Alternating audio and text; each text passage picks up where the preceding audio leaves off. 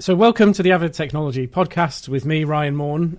We've got something really interesting today, completely different to our normal podcasts. Probably the first time that we've spoken to someone who isn't an engineer or a technical person, but someone who's got an absolutely incredible insight into the EV industry. So I'm really pleased to be able to welcome Dan Caesar from the absolutely amazing Fully Charged show. So now on live shows, podcasts, and their YouTube channel. So Dan, welcome to the podcast. Thanks, Ryan. It's great to be here. So maybe if you could just start, Dan, just by giving us your background, because I know you've got a really interesting backstory. Well, actually, I fell in love with the energy industry about 16 years ago, and I'm still here. But as you say, I've survived despite the fact of having very little engineering background. But I guess my background really is very much about communications and business. And before anyone goes to sleep, I've really made a career, I think, out of making energy, renewable energy in particular, and electric vehicles more understandable. So for me, Fully Charged is fantastic. But I actually started in the boiler industry, working as a director at Corgi, the old gas safety watchdog. And as much as I love boilers, I didn't find them particularly exciting, and neither does the average consumer, I think. So when heat pumps came along and solar thermal and solar PV, I gravitated immediately towards that and could see that was the future. That was well over a decade ago, and actually it's interesting how slow progress has been. But I think now we're really starting to get somewhere, and we see very much the transition to electric vehicles in particular is the spear tip to start talking about other energy technologies. So right. I love working on Fully Charged because it's very much about encouraging people to try electric vehicles, to buy electric vehicles, but also to change energy supply and maybe to get solar panels and batteries and start to thinking about living in a different way. So you've always been a bit of a clean energy advocate or fan? Yeah, absolutely. I think really, if you look at it, and you separate yourself from any vested interests you've got, it does make complete sense. Obviously you've got, fantastic resources available, whether it's the sun or wind or wave or tidal or whatever it may be. You've got that resource there. So not to capture it, seems strange. And I was working specifically on energy storage probably about 3 or 4 years ago, and that's often been hailed as the kind of the holy grail or the silver bullet. I hate those phrases, but I think for energy storage, it's particularly true that suddenly people have gone, well, actually, the variability or the intermittency of renewables might not be such a problem now. And I've seen a huge rise of people starting to deploy renewable technologies because now batteries are available. Battery technology has moved on so much in the last 5 years. Yeah, it's fantastic. So just in case, and I almost cannot comprehend that someone wouldn't know what Fully Charged is, because it's such an amazing show. And well, I'll let you sort of give the backstory. But could you just tell us what Fully Charged is and what you guys do and where it came from? Yeah, of course. So we don't take it for granted that everyone knows. In fact, one of the things I've got to do is make sure everyone in the world knows about Fully Charged. So that's a sizable task, but one we're really looking forward to. But it's a YouTube channel, really, first and foremost. It's all about the future of energy and transport. We focus very much on clean energy and electric vehicles. Our kind of mantra, if you like, is stop burning stuff. We think we're moving past the combustion era to a new era where we rely on other different types of cleaner technologies. And it was started by the indomitable Robert Llewellyn, who some people will know from Red Dwarf. He plays Crichton. Some people will know him from Scrap Heap Challenge. And as a broadcaster, an actor and a presenter, he started to run and launch the Fully Charged YouTube channel about 9 years ago. Oh, wow. And he just had a real kind of instinct and passion for electric vehicles and for energy in general. And he wanted to communicate that to a wider audience. So he did, what do you do? Set up a YouTube channel, of course. And it took quite a long time. It's still relatively niche, I think. For you, Ryan, you're excited about it. I'm massively excited about it.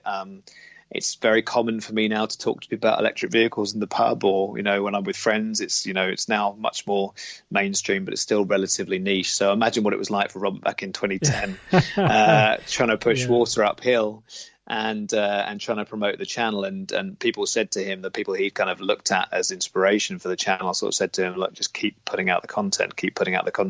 Yeah. And after 5 years, I think he had about 30,000 subscribers on YouTube. And I think it was probably purely a labor of love at that point, and then the last 2 or 3 years have been absolutely transformative. So after 9 years of running the channel, we're now at a position where just at the turn of the year, we reached 50 million episode views around the world over that sort of 8.5 year period. Whoa, and we've 50 million, and by the end of this year, we are on track to hit 75 million. So we were 50 million in 8.5 years, and at 25 million in a year. So our growth is pretty extraordinary. That's a hockey stick.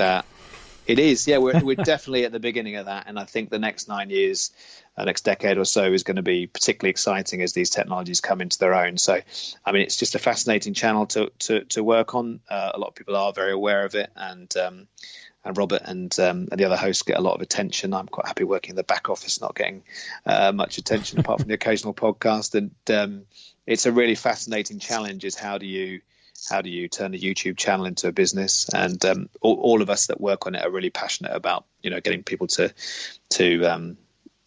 getting people out of combustion engine cars, maybe to walking and running and cycling, or an electric bike or electric motorbike, electric car, electric planes, electric trains, the whole gamut of electric vehicles of all shapes and sizes. And then equally about how do you power those things? You should be powering them off clean energy suppliers, or having your own solar, or powering off wind turbines, batteries, etc. So really, really interesting. But what's interesting about the channel, I think, is that it's got huge global appeal. Actually, our biggest market is not the UK, it's actually North America. And we've got lots of followers in Australia and South Africa and in Europe and all around the world. So it's a very exciting time for us, but really we are trying to now scale the business up. Because obviously suddenly a lot of companies are bringing out more and more electric vehicles, and suddenly it looks like this transition is set to happen. Whereas maybe as recently as 2 or 3 years ago, before Elon Musk launched the Model 3 Tesla, it was kind of still debatable as whether we would get to this point. Yeah, it's incredible. The last sort of two or 3 years is really the industry's changed massively. So on for Fully Charged, then, so basically it started as, would it be fair to say, a hobby for Robert? But now it was. Yeah. So you're a fully fledged business now. So you've got you're the managing director of the business, and how many staff have you got? There's really kind of 4 core staff. Right. So it's quite interesting because we get a lot of emails saying who don't really understand that we're such a small business still. We employ more people on a just-in-time basis when we're running live events, for example. Yeah. We have a whole bunch of freelancers and subcontractors that work for us as well. But I think the growth and scaling it up into a business can be quite swift now. So in time gone by, we get a ludicrous amount of people saying, can we do an episode of Fully Charged? And now it's at the point where we literally have to say to everyone, look, you can approach us, but the chances are very slim. I mean, we probably, for every one we do, probably turn down 100. Wow. That's the level of demand. But now, so I'm building out the business. So we actually do live events. So we're doing a live event in the UK in the summer. We're doing one in America in the fall. We're building out our new website and a whole host of other different things. So people, if they want to access our audience, can do so. But with that underlying theme of let's get more people to switch to electric or switch to clean energy. That's our kind of whole reason for being. So we're very focused and very motivated to play a positive role in that change. Wow. So I'm guessing with five mouths to feed, 5 salaries to pay, it's kind of moved beyond Robert paying for it out of what I'm sure are huge royalty checks he gets from his television work. So how is the business funded? Where do you generate revenue? So traditionally, the business has been funded by through a crowdfunding website called Patreon. Okay. So that's Patreon, and we have about 3,000 people around the world who basically kick in a bit of money each month for us to be able to run the channel, to produce the content, and that has been absolutely the key foundation stone to turning it into a business. You do then get revenue through YouTube, so you via Google, so any advertising you carry, there's a kind of, that's aggregated and you get some money from that. But we're not the world's biggest YouTube channel, so it's all relative. But those two things have been helpful. And then more recently, last year we did our first fully charged live event, and ticket sales and sponsorship and things like that, put us into a kind of a new level commercially speaking. So we are now on a pretty steep growth trajectory, but I mean, really, without the Patreons that initially kind of put in money, it wouldn't have been possible to get to this point. And we have a hugely loyal fan base, but the guys who kind of contribute every month, we're sort of eternally grateful, really, that they do that. And it's quite nice because what it gives us is independence. Right. So it's quite difficult now, I'm sure, to read any newspaper or look at any website and not think, who's behind this website, who's behind this newspaper, and where is this information coming from? Yeah, we're entering a new era, I think, where media that actually is paid for by people rather than advertisers and sponsors is probably becoming more prevalent, and Fully Charged has that kind of independence and authenticity. So if we want to say, I don't think, X car manufacturer is doing a great job, or if we don't think Y energy company is really, committed to the energy transition, we can say that. And that's extremely liberating, and it's great for our audience because they know that they can actually get an impartial view from Fully Charged. So I think it's, very, very different from things that have come before it, and I certainly things like that, and the fact that it's good fun as well. So Robert and Johnny and the other hosts are really funny guys, and I think that's quite nice to be able to talk about energy and electric vehicles in simple terms, but with a bit of sense of humour as well, makes the channel very popular too. Yeah, because a lot of YouTube shows have gone down the sort of route of product placement or in-show advertising. But you guys really don't do that inside the program format, do you? We really don't. We discussed it very recently, actually, and actually our kind of view was really that the individuals, the patrons, are contributing towards the channel, and that enables us to be independent. And then there's other things at arm's length, that we can do, like an exhibition, which people understand that if someone wants to exhibit at that, they've paid to be there. Obviously, on a YouTube channel, it really would blur the lines and muddy the water, I think, if we start doing things like product placement. So we cover what we want to cover effectively, and that's been really powerful. Because recently someone said to me, so why, if the Tesla Model 3 is such a great car, why hasn't it won any awards? And I said, well, it's simple, because Tesla don't advertise in the mainstream motoring press. And the awards that the big magazines run are all about supporting their advertisers. And this guy was like, his jaw dropped to the floor. I was like, really? That is true, really. I mean, awards are quite shallow in a way, really, aren't they? If you think about it, you enter a process and you might get nominated by your peers. Tesla is doing something that is completely alien to the car companies, and therefore the car companies back the car magazines and the car websites and the car awards, and so you could see that in trade media, you could see that in consumer media. I mean, if you look actually at the ad spend that Tesla have put in, it is virtually nil. Yeah. So it makes their success even more extraordinary, really, in that actually the emotional attachment and the emotional investment that people have in Tesla as a brand Tesla Energy, as well as the cars, is so significant that actually I think it's really caught a lot of people by surprise. But yeah, the Tesla Model 3, I haven't driven one yet actually, but I'm hoping to soon. But certainly Johnny Smith, who's our car expert, our presenter, has been driving some in America last year. There's an episode on Fully Charged about that with the Colorado Tesla Model 3 Owners Club, and I believe Robert is driving one in the next couple of days. He's in Scandinavia at the moment. Oh, wow.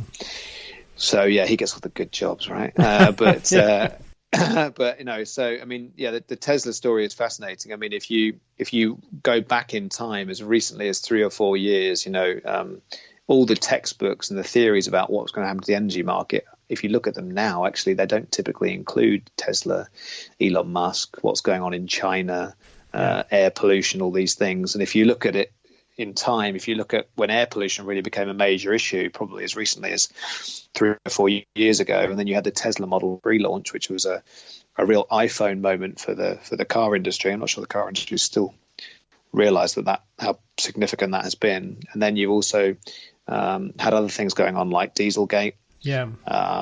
These are the things that have really kind of changed the scenery, and suddenly now a lot of the car companies in particular are under real pressure to electrify, and we have this huge global audience that's really interested in getting into an electric vehicle and buying their first one. Yeah, the mood has definitely changed. I mean, I often say to people, Avid's been around for sort of 14, 15 years now, and back then, our first company presentation, the first page, we talked about air quality and about climate change.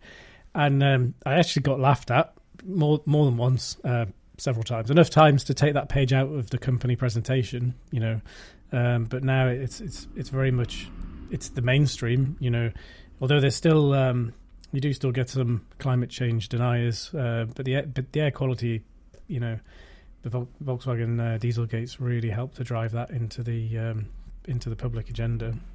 It has, and the logical position is that that's only going to heighten awareness around. You could see what's going on in the streets around the world with kids on climate strike at the moment, and that's not going away. That movement's not going to suddenly go, oh, we're bored of this, we're going to go back. We're going to go back to school. It's a very significant issue for the world, but for younger people in particular, and so.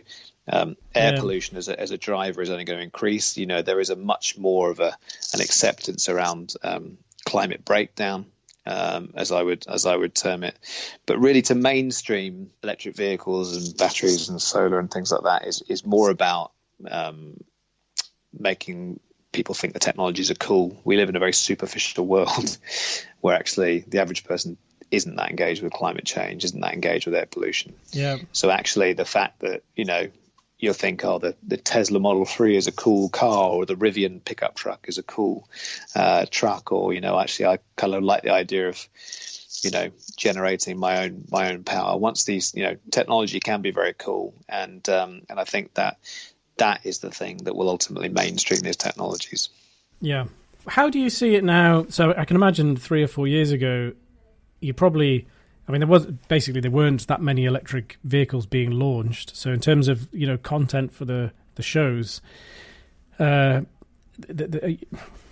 was stuff about, but now, like today, there's every other day there's some major story somewhere, some new company launching something, some innovation in the electrification space.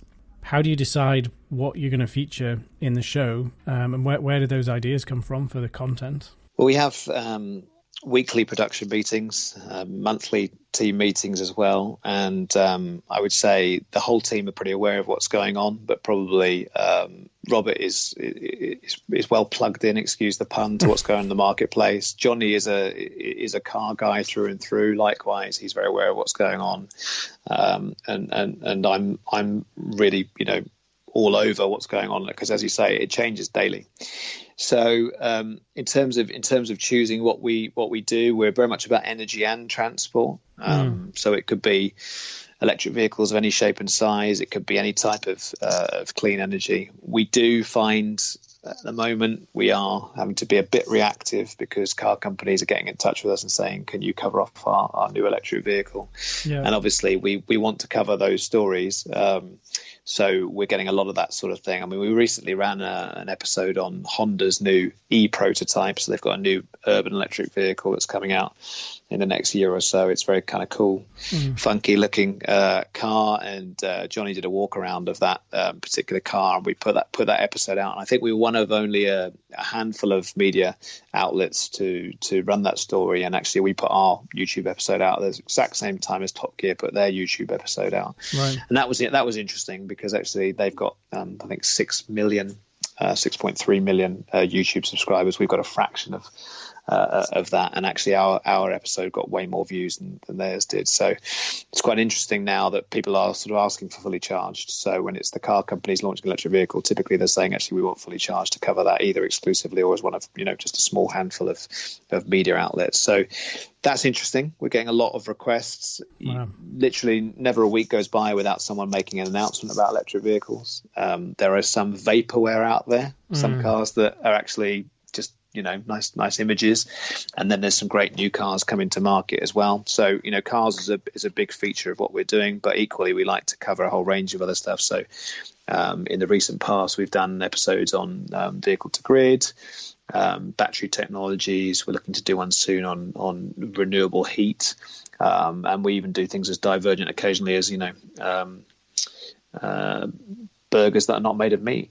So anything Okay. Anything that kind of potentially has an impact on not having to burn stuff is kind of where we would look at. So we get some really cool offers, and it's becoming harder and harder to manage that process. Actually, we met very recently, and we must have discussed 30 different opportunities, and we could probably only really cover about 6 to 8 a month. So it's getting hard for us to choose which ones to do and to have to decline things. But the reality is that part of my role is really hopefully to help us to grow the business and help us to be able to cover more of the stories. But don't you think, Ryan, that there's going to be more and more of this sort of stuff over the next 10, 12 years? Every car company is just going to be rolling out more and more electric vehicles now. So this is a problem we're going to have to face, I think. Yeah, it's interesting as it sort of transitions from brands like Tesla, obviously clear kind of trailblazer, but then the Nissan, the kind of more the people who were aiming at the niche and who were very early, they had a particular way of doing things and a particular approach. And now is it going more mainstream? There's the companies like Hyundai coming into the scene, kind of changing the way that they. Well, I guess they're more established marketing machines, kind of behind the products, and sometimes they're getting it right, and it's quite interesting to see. But sometimes the more established brands are really not doing a good job, I would say, of launching or talking about their electrified product. It just seemed there was some stuff out of Audi last week about Second Life batteries, and the whole sort of story had the potential to be really interesting, but it was all a bit confusing, and they hadn't really thought it through in terms of what the message was that they were trying to say, and that does seem to be the case. And the established motoring press still doesn't really know how to talk about electric vehicles either, I would say. Yeah, we watched that with interest. I mean, I think that the advantage that early movers have, so it's hard not to mention Tesla in this conversation, so I apologize. Yeah. But the reality is that when they set that company up, they started with a blank sheet of paper. And that's, incredibly powerful. Almost starting like bunch of software guys saying, well, we're starting from scratch. How do we do this? And as time has gone on, a bit like you showing a presentation with climate change and air pollution on, Tesla was kind of laughed out of the room for a long period of time, not taken seriously. And some of that still pervades the industry. Yeah. But there are much more awareness now amongst the manufacturers that actually, Tesla have got something of an advantage and are doing some clever things. But I think a lot of the car companies felt, they kind of didn't really see the rate of change when it came to batteries and what that might mean for the range of these vehicles in particular. They've been surprised by that. I think they've been a bit flat-footed in the way they've responded to that. And even now, as they try and move towards electrifying their cars, they've got this issue that they've got this huge, these huge assets that are sunk into, petrol and diesel engine cars. Yeah. And they're really struggling almost internally. So that's why I quite admire what people like Nissan Renault Alliance have done, because they've been quite proactive.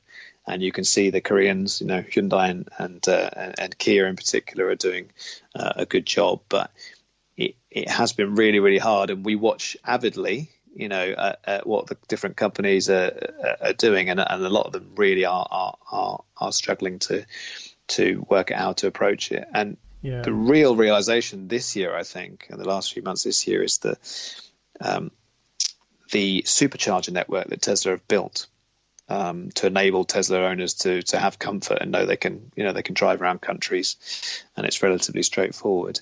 And the battery supply that Tesla have secured, I think largely through Panasonic, puts them actually a long way ahead. Yeah, and we're now seeing this term constraint of supply in terms of batteries rear its head more and more and more, where actually if you haven't got your supply chain nailed around, it's actually, you can create a great car, but you might not necessarily be able to supply them. There's a lot of pent up demand there for some of these cars.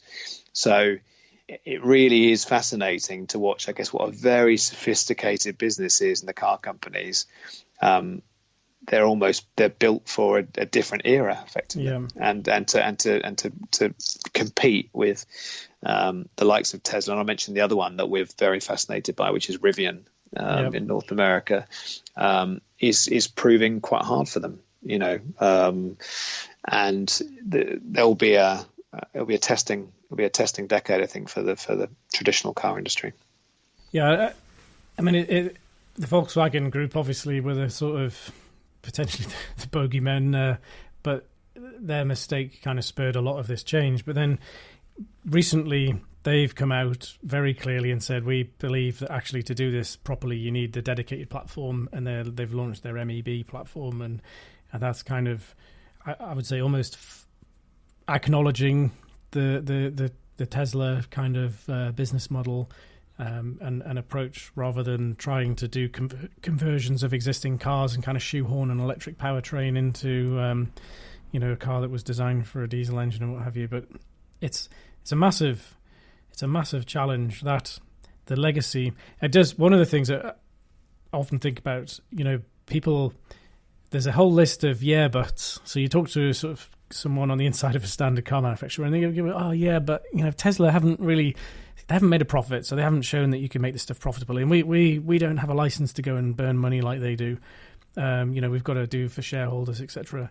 So and if you sort of look at what Tesla have lost in the last few years and compare that to what some of the OEMs are now announcing in terms of investment plans, it actually makes Tesla's losses look quite good value in terms of an investment. There's that whole the scale of what's required is starting to become clear, and I think there was this maybe an arrogance of, it's going to be very easy to build electric vehicles, we know how to build cars, we're experts at it, but lots of things that hadn't really been thought through, like the charging network, like the battery supply chain, because the automotive guys are used to suppliers kind of queuing up and wanting to supply them, so it's really, everything is different. There's some things, some similarities, but there's so much change in process right now in all of the business models in the automotive industry, not least in the media side of it. Yeah, I mean, it's fascinating to watch. I mean, I love what we do at Fully Charged, and it's a real pleasure to work on it. I think it's really interesting to see the scale of the challenge for some of these companies, and I think they've been kind of telling themselves that it wasn't going to happen, or that maybe hydrogen electric vehicles would be the dominant form factor for these vehicles. And as I say, the speed of improvement in terms of lithium-ion batteries has caught a lot of people out, I think. But it's really, you could read a lot of books about technological change, about microprocessors and phones and all these different things, and you could conclude that actually we're just entering a new era and some of these manufacturers aren't going to make it. Yeah. And I think there is an argument to that. You know, I think there are some that won't make it through this process. I think there are some that will, but I think almost all of them have reached their peak. And I don't think any of them will be as big, because you've not only got the move towards electrification to factor in, but you also got the fact that actually electric vehicles require much less servicing. So that part of the business is going to be quite significantly diminished. You've then also got things like ride sharing and potentially autonomy to factor in as well. So I think, you know, I think they've peaked, these companies, and I think some of them will survive this transition, and some of them won't. But there's no doubt about it. You know, if you're still asleep now on this subject, I think you're probably going to have a big problem. Yeah. So you mentioned autonomy. That's one of my favourite subjects. What do you see happening there? What's your view on autonomous vehicles? Because I guess you could argue there's autonomous cars, there's sort of big potential saving for using the assets and, well, removing the human driver, so they'd be more efficient point to point than an idiot driven car by a person. So they are maybe coming. What's your thoughts on autonomous? Well, I think there's a bit of a way to go. I mean, I think that certainly this isn't my specialist subject. There's quite a nice episode of Robert driving the autonomous Nissan Leaf around London that we filmed on Fully Charged probably about a year and a half ago. And so I think the technology can largely exists, actually. But I think some of the other dilemmas in terms of how to roll it out are probably going to mean it's probably a little bit slower to market than some of the real kind of the people who are really kind of hyping technology. Right. But I've got a 6-year-old son, and I'd be quite surprised if he drives in the traditional sense. I think the next 10 years will change things very, very significantly. But how quickly remains to be seen, I think.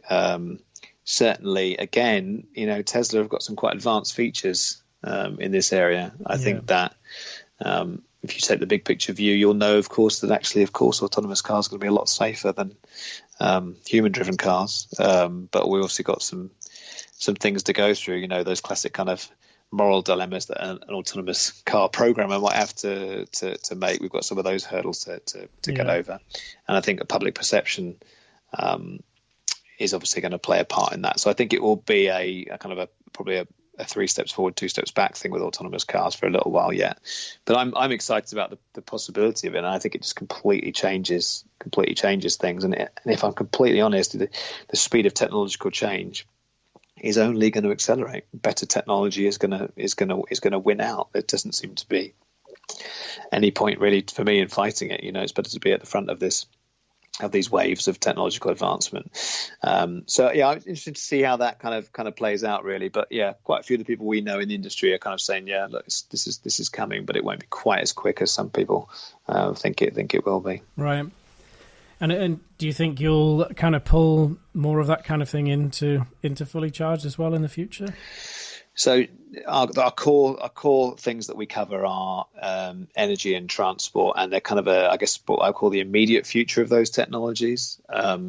Actually, I think as a channel, we have to not only cover those things well, but we also have to cover both entry level subject matter. So actually, Robert has inadvertently become a bit of an expert. So when he talks about CCS and CHAdeMO charging, 95% of the UK population wouldn't have a clue what that means. So I think more of that entry level coverage and episodes and content is going to be important to us to get new people interested in electric vehicles, new people interested in clean energy. But at the other end, I think we should be really pushing the envelope in terms of talking about new things. So certainly I would say that doing more episodes on future tech, whether it's autonomous vehicles, maybe how virtual reality might affect how much we actually need to travel. The future Ooh. of the future of planes, the future of trains, and all sorts of vehicles. I think we could certainly, Fully Charged has got the ability to kind of move into those areas as well. Right, because of course there's a huge electrification sort of revolution happening in other areas as well as cars. So planes being one, and off-highway machinery and this kind of thing. It's and they're all interlinked for the same reasons. Yeah, they are. I mean, it's all about the the ubiquity of electricity, the fungibility of electricity. It has got advantages over other types of technology, and hydrogen will play a role, I'm sure. But 5 years ago, the average car industry expert would have said hydrogen will take over from the combustion engine, and for smaller vehicles, that's clearly not true. Yeah. There will be some hydrogen, but actually, it's already kind of probably lost a sizable amount of that market that it thought it might have gained. And so it's really interesting because stuff will come out of left field as well, Ryan. There'll be things that we aren't even barely a glimmer in our eye that will come forward. So one of the things we were talking about just this week was covering nuclear fusion. So there's all these other technologies that are coming forward. It take a brave man to predict really what sort of technologies we'll be looking at in 2025. I wish I had the video on there because my eyes just nearly fell out my head when you said nuclear fusion. There's two words I were not expecting to hear you say. What in particular? So you're talking like nuclear powered cars or planes or just? Well, I mean, nuclear fusion. If there are various companies around the world working on that, and it's always been a bit of a horizon technology, i.e. it's always on the horizon. But there are certain companies now that believe they're getting quite close to effectively being able to provide sort of near limitless power. Wow. So, as I say, it remains to be seen, but certainly it's on our list of episodes to do, and I think it will be very, very popular. It'll be really fascinating to see how progress is being made in that market. Equally, to bring us back down to earth slightly, obviously there's quite a lot of talk about solid state batteries. Yeah. And the next phase of batteries, and there's some absolutely fascinating stuff out there. But obviously, when you're reading any of the press releases, reading any of the announcements, you have to really kind of ground yourself and work out what's real, what's vaporware, what's somewhere in between. For every announcement, there's probably only, there's only a few that are kind of ready to go, really. So I think that it's, to come back to the car market, I think that we looked very much at, I would say Tesla is a big driver of what's going on right now. The second one, I think, is China. Yeah. I think, I had someone say to me about constraint of supply that it's a real problem that the manufacturers, aren't getting cars ready quickly enough. And I said, well, yeah, but nature abhors a vacuum at the end of the day. If Tesla or some of the challenger brands or Chinese brands can fill that gap, then they will do. I mean, you could look back to the American car market 40 years ago, and there's barely a Japanese car sold in America, and now I think the top 7 cars sold in America are Japanese. Yeah. So don't rule out the Chinese manufacturers and what they could do for the marketplace. Yeah. And then the final thing, I think the big move is going to be, I personally believe that VW have woken up and are going to take this market very, very seriously, and their new VW ID kind of Golf equivalent is going to come out early next year, and they're going to produce it in volume fairly quickly and at a reasonable price. Yeah. And I think that will be probably another significant tipping point, not one tipping point, but a succession of different tipping points. And I think VW taking the market seriously will be a big move forward as well. Yeah. Agree. Couldn't agree more, actually. So in terms of the Fully Charged show and business, what's next for you guys? What do you see coming up in the sort of short, medium, and long-term future?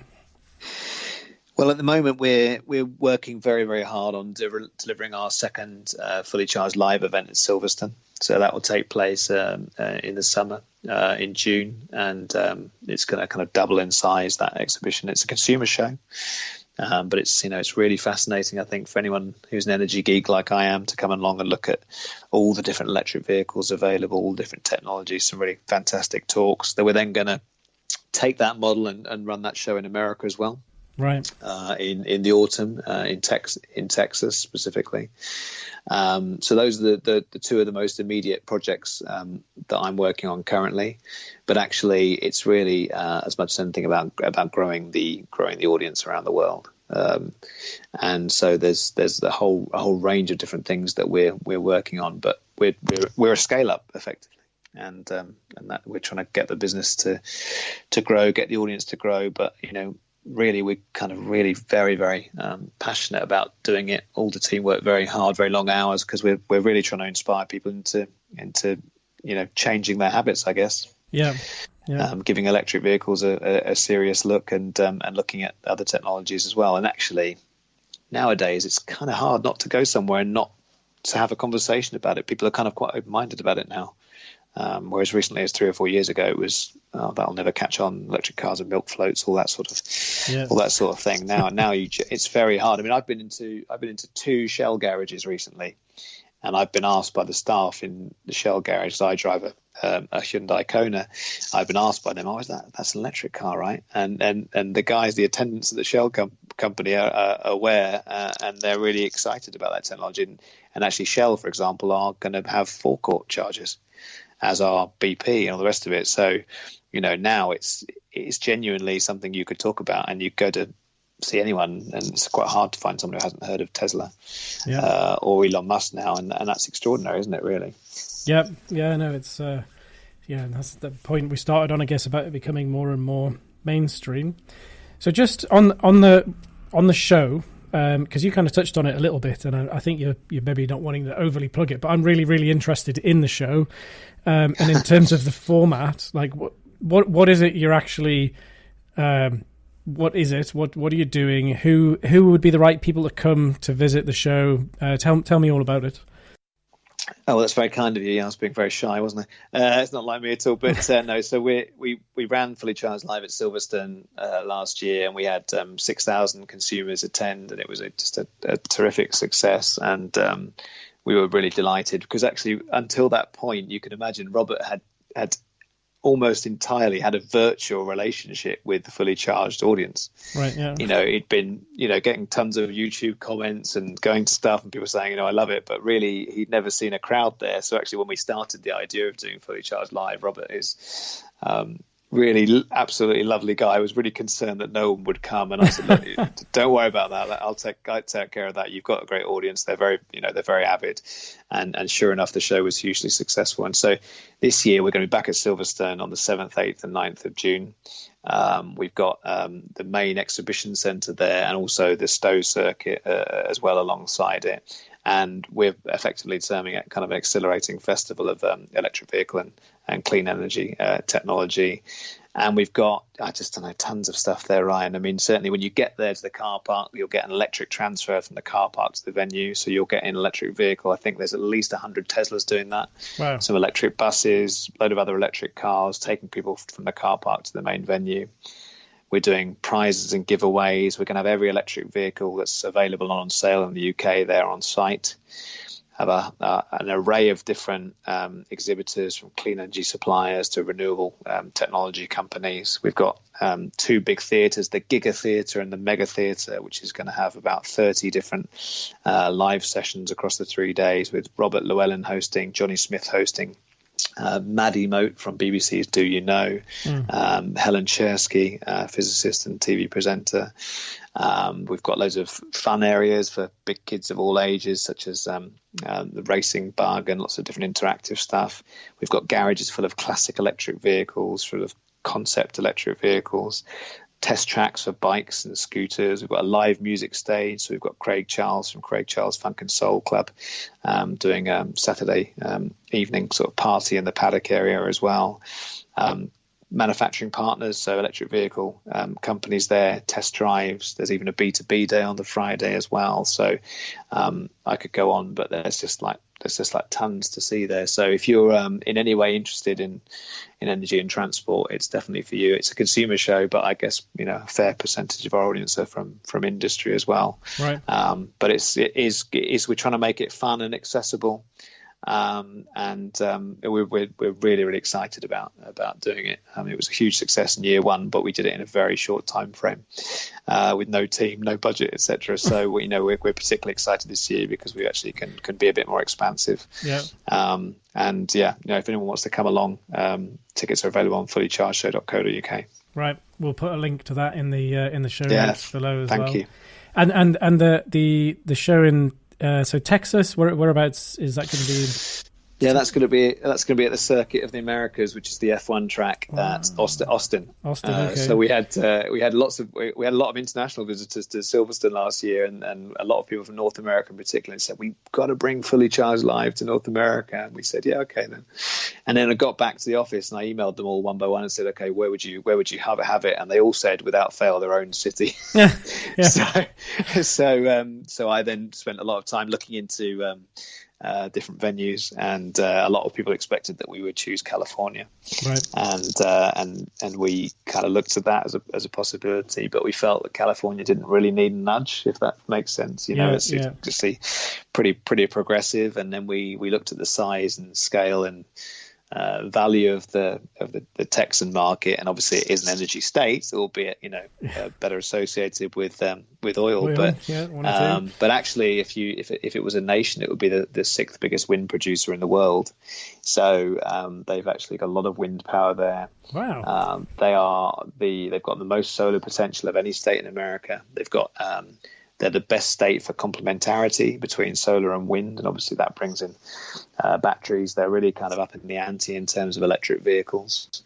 So there's a lot more grist to the mill in Texas than there would have been in California.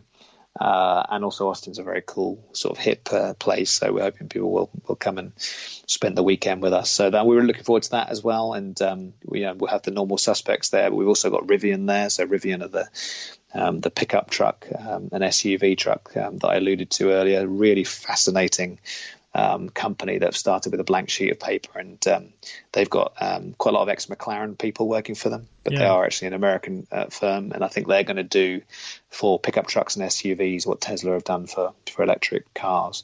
So on Fully Charged, our best performing video of this year so far is on the Rivian, where Johnny takes a sort of up close look at that vehicle at the LA Motor Show, and that's had about 1.2 million views around the world already, that episode. So so we're having them there and some great hosts there. So we're really looking forward to going to America, and then the plan is if I can find the energy from somewhere, is that we'll also do one in Europe as well next year. Oh, fantastic. Yeah, but we want to spread the word, and as I said, if we can get more people to show an interest in electric vehicles and clean energy, then that's our objective. I think you're definitely heading in the right direction. Great. Well, it's been an absolute pleasure, Dan. Thanks so much for taking the time out to join us today. Yeah, thanks for having me. It was really good to speak to you. Brilliant. Okay. So that's all we've got time for today. I really hope you enjoyed that. It's a fascinating conversation with Dan there. We went way over the amount of time that I thought we were gonna spend, but it was just so interesting. So if you've enjoyed that, please don't forget to subscribe to the channel, hit like, leave us a rating. Please do leave us some comments below. Don't forget, we will answer questions. So if you have a question that you'd like answering about electric vehicles, or a particular technology subject you'd like us to talk about in some more detail, send those in as well. We've got some really interesting episodes coming based on listeners' questions. So that's all. Thanks for taking the time to listen. I look forward to speaking to you again soon.